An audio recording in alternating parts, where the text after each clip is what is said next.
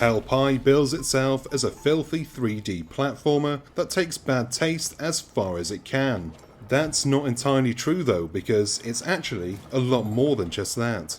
Sure, it presents itself as a rude, crude, adults-only game with dick jokes and literal mushroom-headed enemies, but underneath the veneer of crude humour lies a really good, competent 3D platformer. It's just a shame that it's cutting off a potentially larger player base with its hit and miss humour and over-the-top cartoony gore. Nate, a worker in the surprisingly well-organised depths of hell, is tasked with putting together the Devil's birthday cake. Or pie, as per the name of the game, but I'm British, so it's cake. Anyway, poor Nate is given the ungodly task by way of mistaken identity, but with the help of his chubby cherub friend, Nugget, he's got one hell of an adventure ahead of him. That's the story. Nate goes places, collects yucky ingredients for the pie, and then goes to the next location to get more revolting ingredients. It's simple stuff, and there's no overarching narrative to follow. All you need to know is that if the devil doesn't get his dish, Nate is probably going to be turned inside out. As the old saying goes, it's the journey, not the destination, and that couldn't be truer in the case of Hell Pie. Each themed hub world houses a handful of levels where Nate and Nugget need to navigate nasty baddies, boss battles, and more than a few naughty jokes. How naughty? Well, how about a fascist poo army? That's the humour that Hell Pie is gunning for, with mixed success. It's good fun for the most part, with the satisfying platforming taking centre stage thanks to the Nate and Nugget duo. See, Nugget is chained to Nate's horns so that he can't escape his life of servitude. But this enslavement also serves to let Nate swing poor Nugget around in combat, and use him as a grapple anytime. It's a case of something really clever being dolled up by something really silly, but it works, and after a few upgrades, I was making short work of some of the trickier platforming sections. While Nugget is definitely a great help, he's also an unfortunate nuisance at times. Hell Pie relies on on-screen text for all of its dialogue, which for me is a no-go and really killed a lot of the humour dead.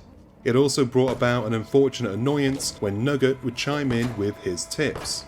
One level had me high above a restaurant with some precision platforming, and Nugget's tips would obstruct my view as I tried to make what should have been a simple hop across platforms. I found it really annoying, and I tried to look for an option to turn these off, or maybe move them to the bottom of the screen where they would be less intrusive. But I couldn't find such an option, not even as a fiendishly meta upgrade for the chubby bugger. Speaking of, because every game needs upgrades these days, Hell Pie lets you upgrade your chained cherub with new abilities, and this rides nicely into the game's collectibles. Each level has a number of collectibles to hunt down, ranging from food cans for Nugget and his upgrades, to baby goats with unicorn horns. Unigoats, if you like. These poor souls are used to upgrade Nate's horns. Once enough have been collected, take Nate to an altar, and he will sacrifice them by putting their horns out of their heads. Ouch. To be honest, Nate's upgrades felt a little bit wasted. His regular horns can be changed out on the fly for horns with different abilities, such as running super fast or being able to smash through weak walls. Aside from a handful of moments where they were crucial to progression, I didn't pay much attention to them, and the idea probably could have been dropped altogether without the game suffering. The upgrades that I enjoyed the most aren't really upgrades at all. They're costumes that you can buy for Nate and Nugget, and they range from a kinky BDSM attire for Nate to a mankini for Nugget, and everything in between. There are loads of outfits to deck the lads out in, and they give some purpose to the collectible purple gems scattered throughout the entire game. Sadly, the comedy fell flat for me. Not having the characters voiced left a lot of the humour on the screen when it really needed to be tickling my eardrums to get a giggle out of me. Some of the visual gags did get a little chuckle every now and again, but I'm sorry to say that the humour just didn't get me in the way that I expected it to. I think I have maybe, just maybe, finally matured. Well, Hell Pie is not the funniest game around, but it really doesn't need to be, because its solid gameplay and fantastically disgusting world is more than enough to carry its not-so-lovable hero through the duration of this not-so-family-friendly adventure.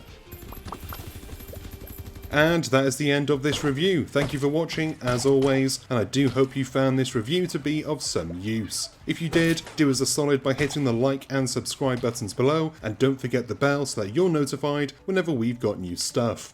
I've been Chris, you've been gorgeous little devils, and I'll see you on the next one. Until then, cheers my dears.